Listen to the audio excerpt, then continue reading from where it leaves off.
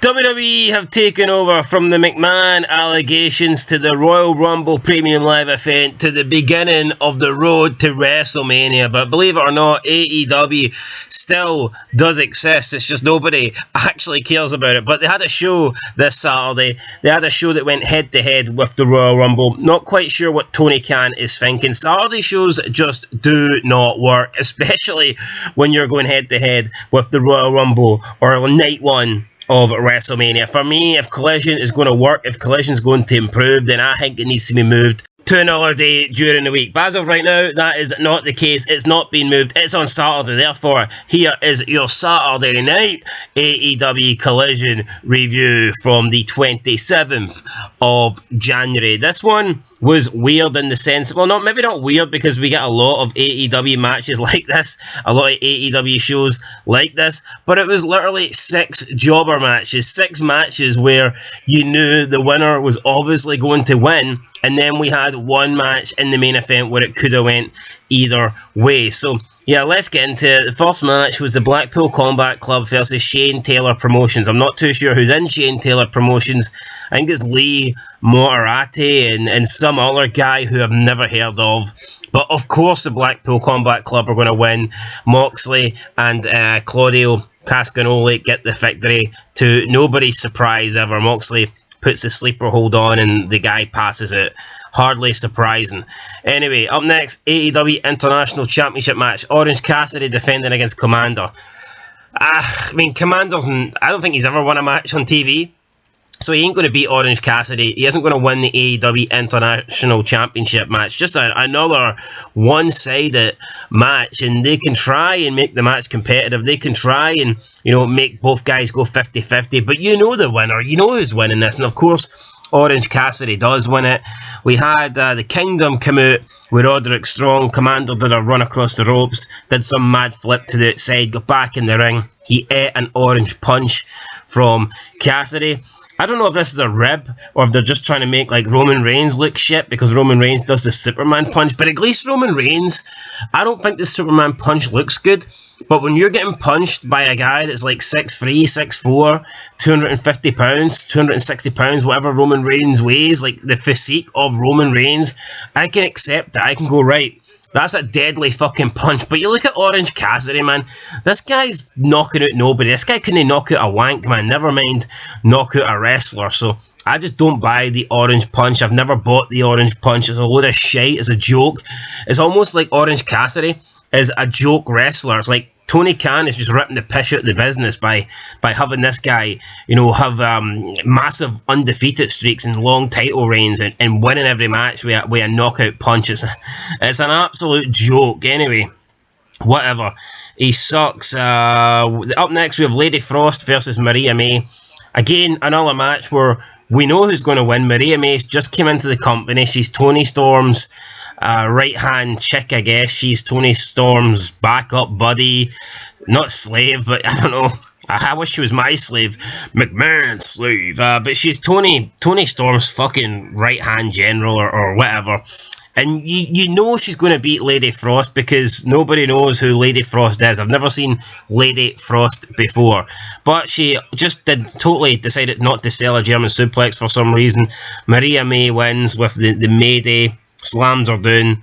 Whatever. I mean, 1, 2, 3. Hardly surprising. Is what it is. Then next match we got Willie Mack versus Eddie Kingston. 2 guys out of shape, 2 guys I don't want to see on my TV, and of course Eddie Kingston wins because he's got 3 belts and everyone loves him and he gets pushed. He hits like a spinning back elbow and that's enough for him to get the 3 count. So that was that. Eddie Kingston's walking to the back, and then out comes Daniel Bryan, or Bryan Danielson, whatever he wants to call himself these days. The American Dragon just walks past Eddie Kingston, so I get what they're going for here. Bryan's got no respect for Eddie Kingston, won't acknowledge him, comes out, interrupts him while he's walking his way to the back. So yeah, I get it. I don't think it's great, but I mean, whatever.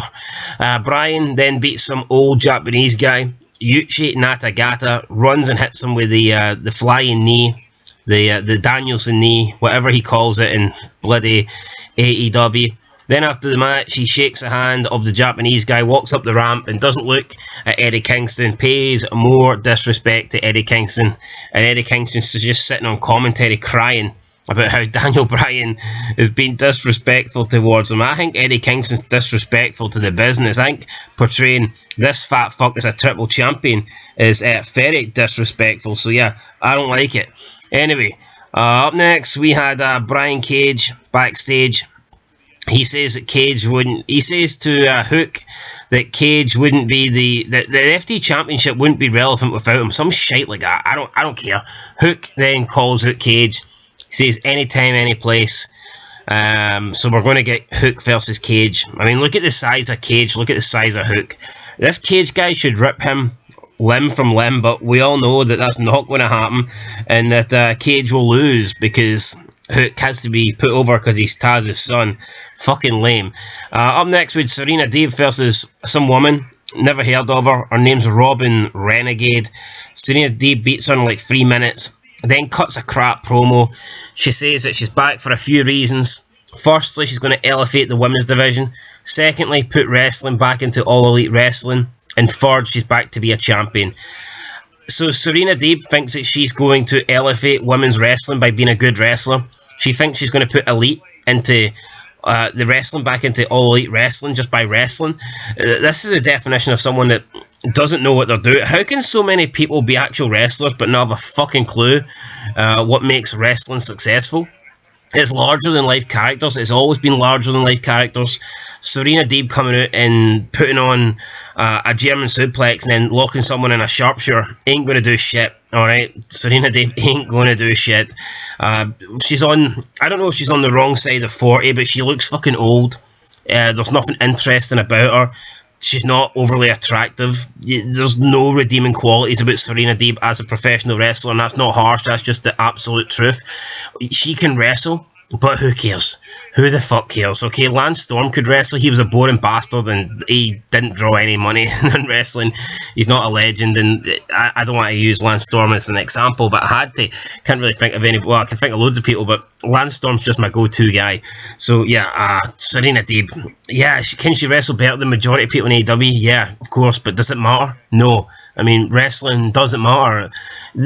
Everyone in Japan can pretty much wrestle.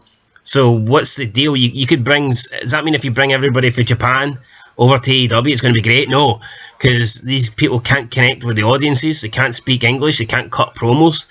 They don't have charisma. They don't have larger-than-life characters. Being a wrestler...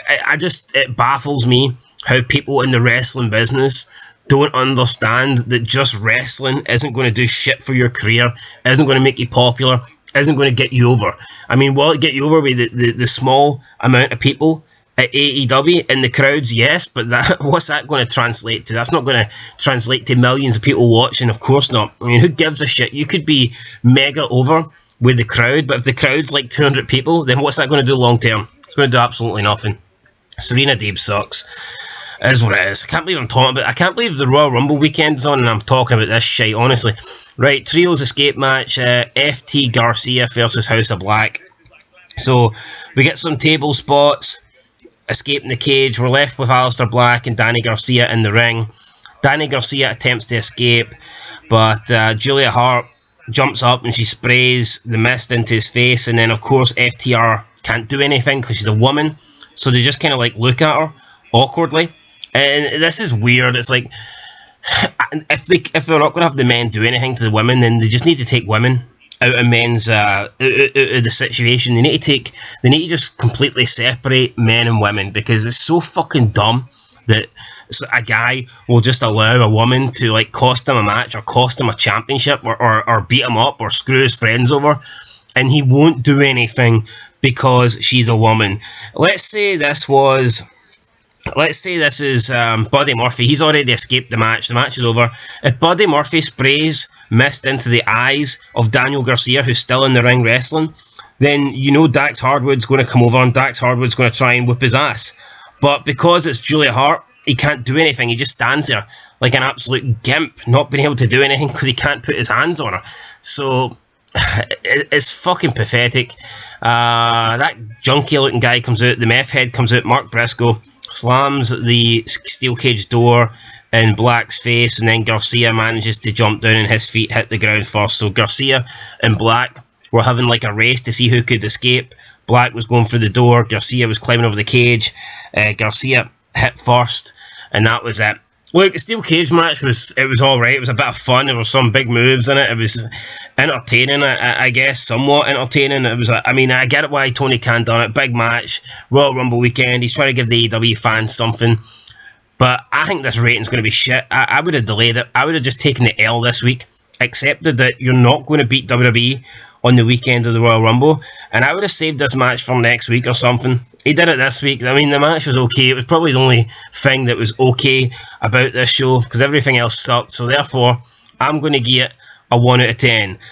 Just AEW, it's not very good, and it's never going to beat WWE, especially not on the Royal Rumble weekend or any weekend, to be honest. So Tony Khan, I think the biggest problem is Collision has went from being not must watch, but it felt good. It felt different under Punk. Punk left, and it's just become another version of Dynamite. And it's on a Saturday night. Nobody wants to watch wrestling on a Saturday night. So yeah, that's pretty much it, guys. I'm giving it a 1 out of 10. Let me know your thoughts down below. Did you enjoy the show? Did you think it was good? Did you like the steel cage match? I thought the steel cage match was alright, but unfortunately it was the only thing that I thought was alright on the show. So yeah, and I need more than just one main event. So that's it, guys. Let me know your thoughts down below. Catch you in the next one. Until then, peace.